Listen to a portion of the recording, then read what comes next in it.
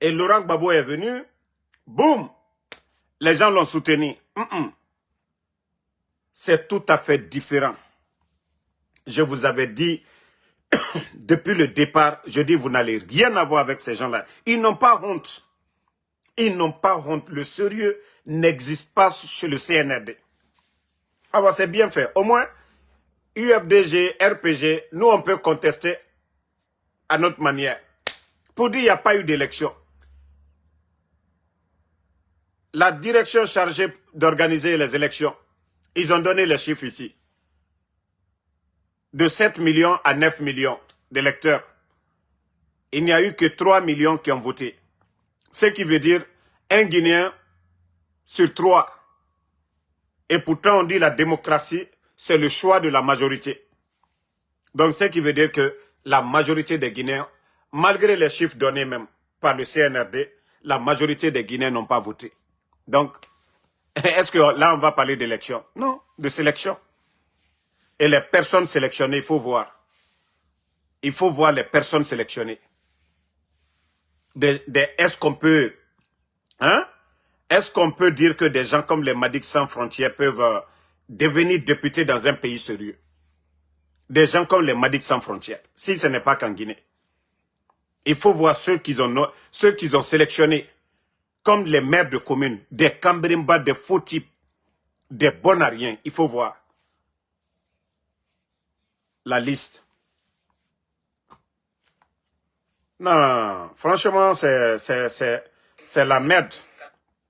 Mais, comme on a prévenu certains, ils n'ont pas compris. On a prévenu certains, ils n'ont pas compris. Et voilà.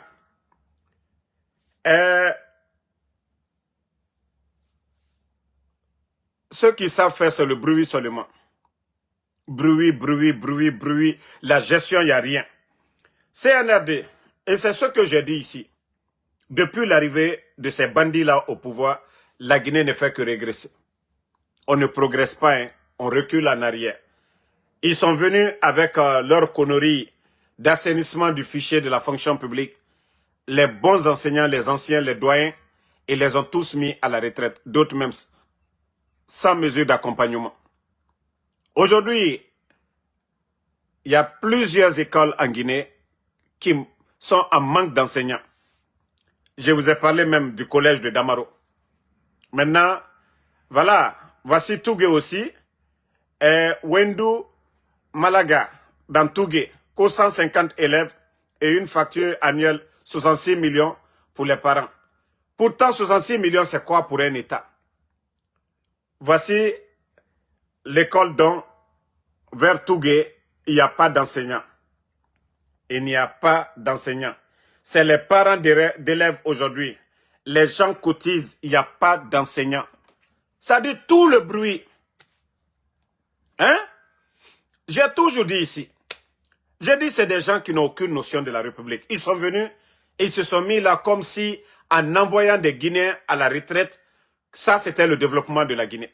Je vous ai dit, ils sont dans la propagande. Mais l'État doit créer même les conditions de travail. Si des gens même travaillent, ils peuvent continuer à enseigner. Qui apportait quelque chose à la Guinée.